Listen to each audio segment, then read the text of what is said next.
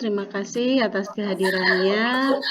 Saya ucapkan banyak terima kasih yang sudah ikut berpartisipasi dalam kegiatan saya pada kali ini di Diseminasi Budaya Positif.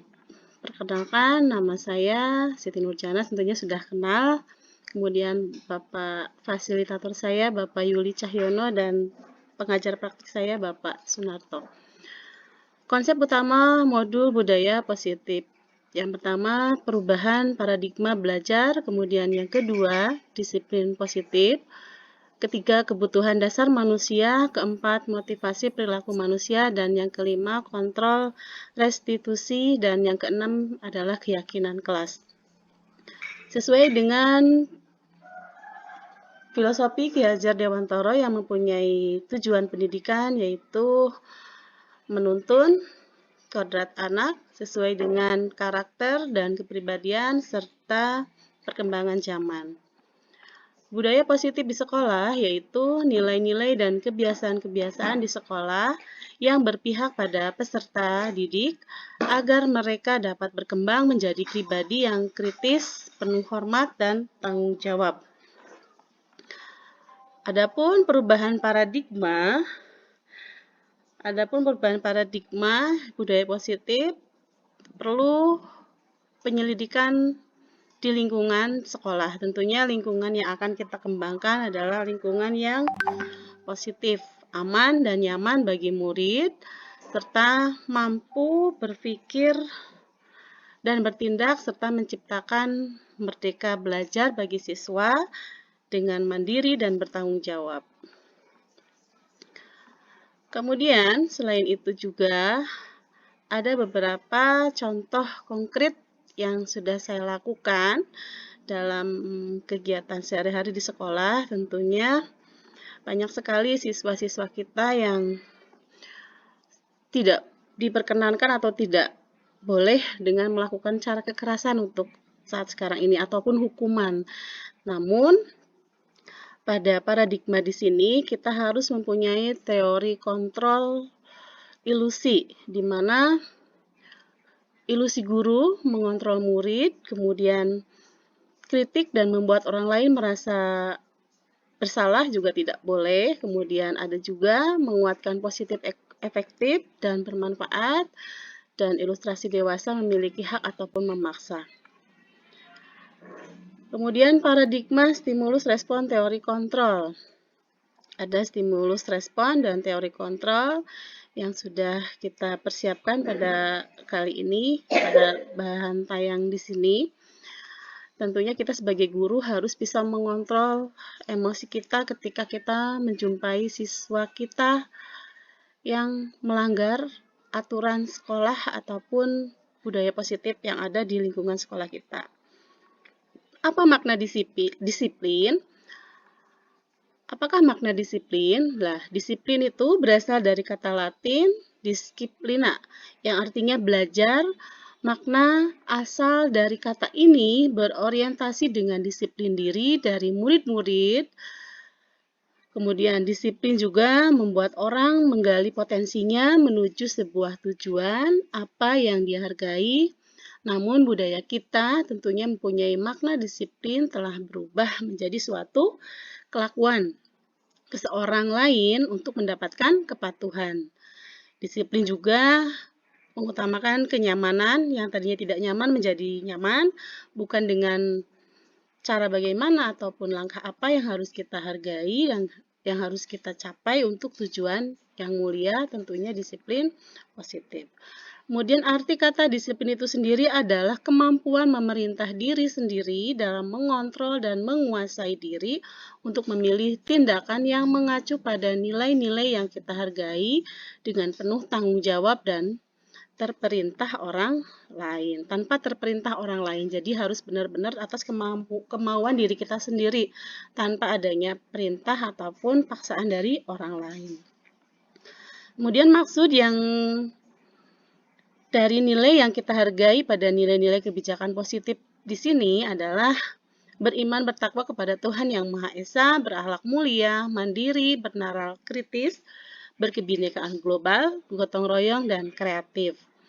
Kemudian ada juga teori motivasi perilaku manusia. Ada perilaku motivasi eksternal dan motivasi internal.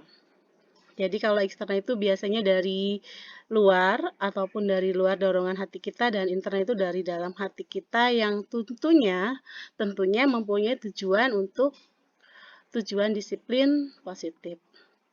Ya, di sini kebutuhan dasar manusia tentunya ada penguasaan dan lain sebagainya. Ada juga di sini contohnya.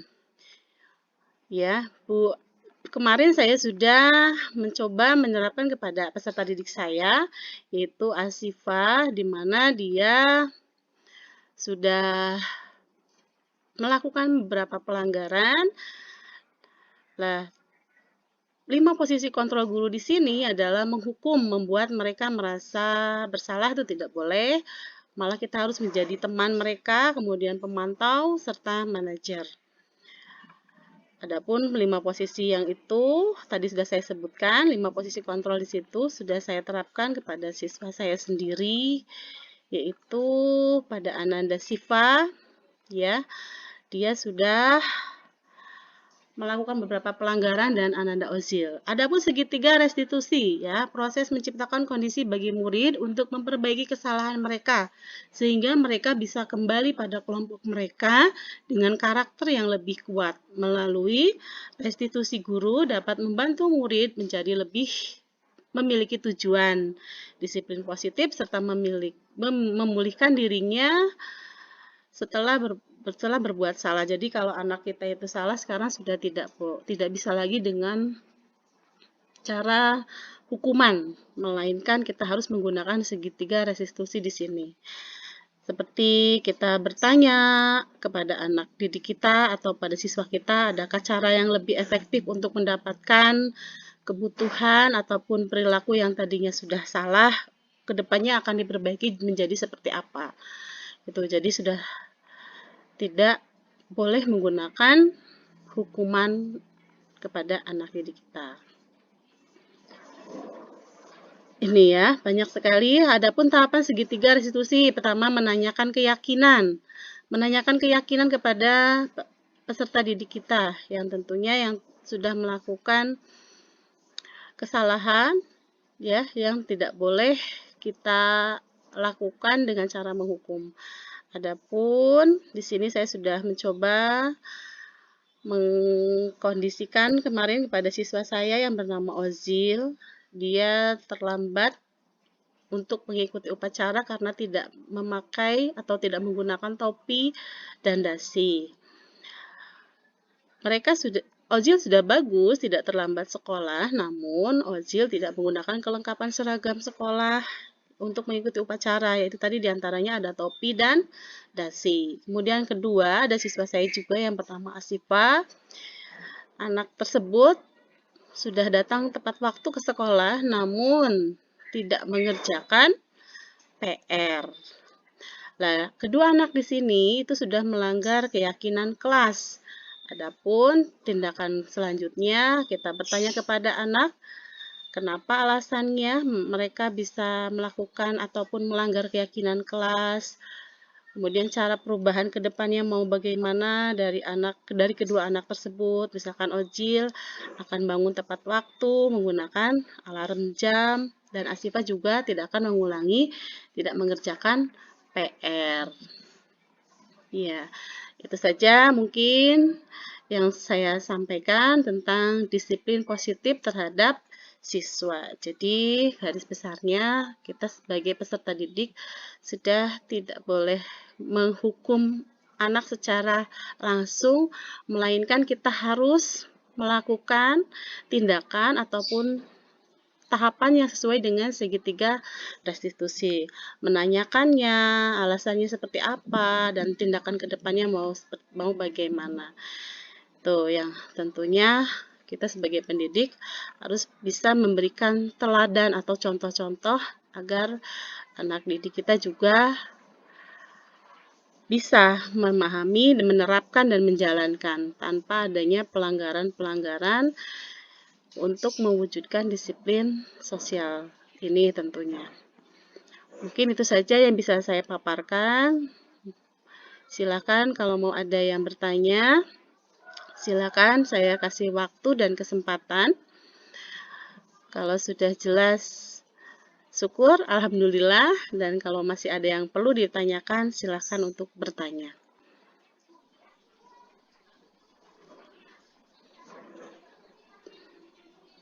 Monggo, siapa yang mau bertanya, Bapak Ibu?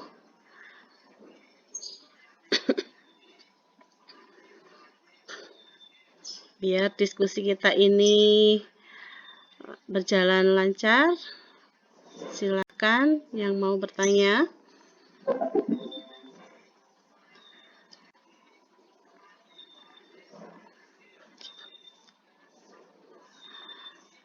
Oke, kalau sudah cukup dan Tanya sudah... Bu boleh? Oh iya boleh, monggo Pak Ajis.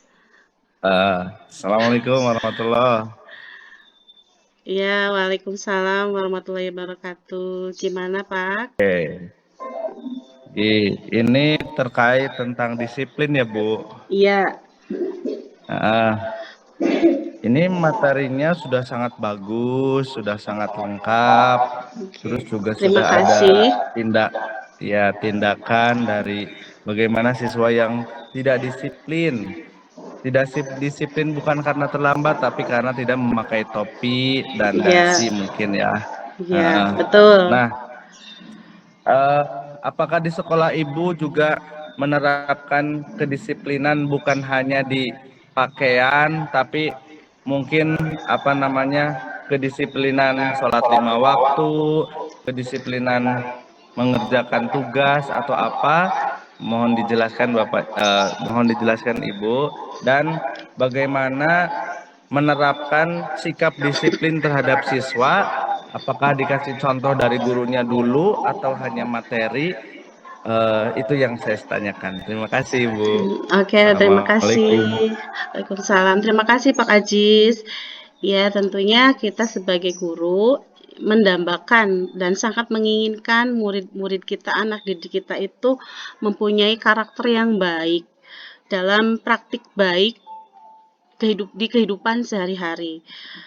Ya, awal mulanya saya juga merasa anak didik perlu secara kontinu selalu diingatkan dari sholat 5 waktunya, kemudian dari sopan santunnya, sesuai dengan visi sekolah di SD Negeri Sindang Barang 5 itu unggul dalam mutu dan santun dalam perilaku.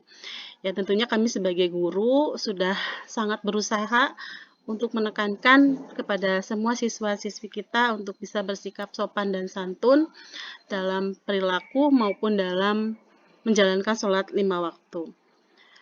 Mungkin ya memang harus secara konsisten ya Pak, secara kontinu, dan tidak memungkiri hal tersebut juga tidak bisa kita dapatkan secara instan. Jadi dari pihak sekolah dan semua dewan guru kita sudah berusaha mencoba untuk mewujudkan siswa yang berperilaku sopan dan santun serta berbudi pekerti dan agama yang kuat. Kemudian aturan untuk kegiatan di sekolah tentunya ada, baik dari segi berpakaian harus sesuai dengan aturan, hari Senin pakaiannya apa, hari Selasa, dan sampai dengan hari Sabtu. Ya jelas tentu ada untuk waktu masuk dengan waktu pulang itu harus secara tepat waktu dan konsisten, di mana siswa itu harus sudah berada di lingkungan sekolah sebelum jam 7. Bahkan anak di sini tentunya anak didik di SD Sindang Barang 5 juga sudah pada rajin-rajin, alhamdulillah sudah jam setengah 7 ibu gurunya datang, anaknya juga sudah hadir. Jadi kita juga menerapkan pola disiplin waktu dan disiplin pembelajaran serta etika sesuai dengan kesepakatan kelas yang sudah dibuat di sekolah kami. Ya tentu di dalamnya itu tadi disiplin waktu, berpakaian, kemudian datang dan pulang tepat waktu sesuai dengan ketentuan. Itu. Jadi kesepakatan-kesepakatan kelas yang sudah kami buat juga ada bermacam-macam. Dan insya Allah kedepannya juga bisa kami terapkan di dalam pembelajaran sehari-hari di sekolah. Itu saja. Bisa dipahami, Pak Jis? Halo? Bisa Bu, alhamdulillah. Iya, alhamdulillah. Ya monggo yang lain. Iya, monggo dipersilakan satu pertanyaan lagi nggih, biar nanti tidak melewati batas waktu.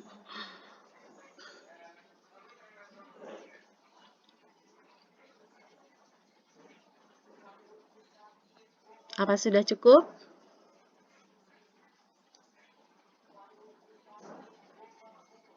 Oke, kalau sudah cukup. Oh iya, Mbak Farida. Oh, Mbak Frensiani, maaf saya salah ngomong. Monggo, Mbak.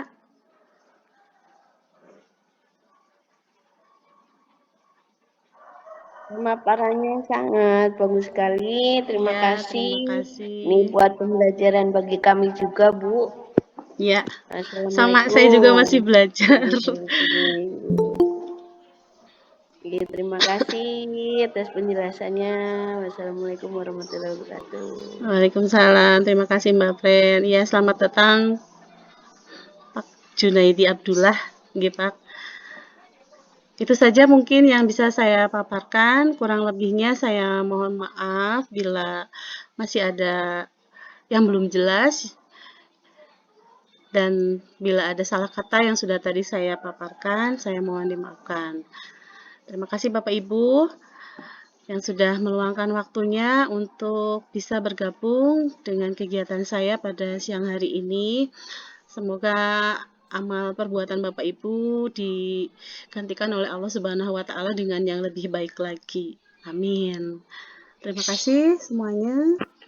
Saya akhiri dan saya mohon izin live dan menutup presentasi ini. Sekali lagi terima kasih.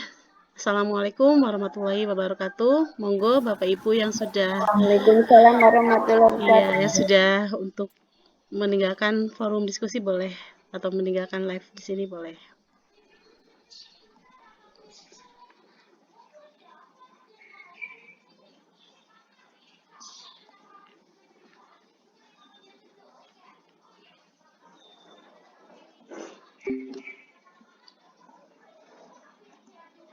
Assalamualaikum warahmatullahi wabarakatuh. Perkenalkan nama saya Asil dari SD Parangkujung. Saya merasa senang karena tidak berhubung. Saya tidak karena tidak memakai topi dan dasi. Saya diajak untuk lebih memperbaiki lagi. Terima kasih Gubernur. Wassalamualaikum warahmatullahi wabarakatuh. Saya dari SD saya Asil dari SD Parangkujung. Saya merasa senang karena tidak berhubung. Tapi saya diajar karena tidak memakai topi dan dasi. Terima kasih. Saya diajak untuk memperbaiki lagi. Terima kasih Gubernur. Assalamualaikum warahmatullahi wabarakatuh. Saya tadi tidak melakukan aspek hasil dari saya tidak Parangkujung. Saya merasa saya diajari untuk hubungan. Terima kasih tidak memakai topi dan dasi. Saya diajak untuk lebih diperbaiki lagi. Terima kasih Gubernur. Wassalamualaikum warahmatullahi wabarakatuh. Saya tidak melakukan hasil dari tapi saya diajari Parangkujung. Saya merasa senang karena tidak berhubung. Assalamualaikum warahmatullahi wabarakatuh. Saya diajak untuk lebih memperbaiki lagi. Terima kasih Gubernur. Assalamualaikum warahmatullahi wabarakatuh. Tapi saya diajari orang saya hasil dari terima kasih Gubernur. Saya merasa senang warahmatullahi wabarakatuh. Karena tidak memakai topi dan dasi. Saya diajak untuk lebih diperbaiki lagi. Terima kasih Gubernur. Assalamualaikum warahmatullahi wabarakatuh. Terima kasih.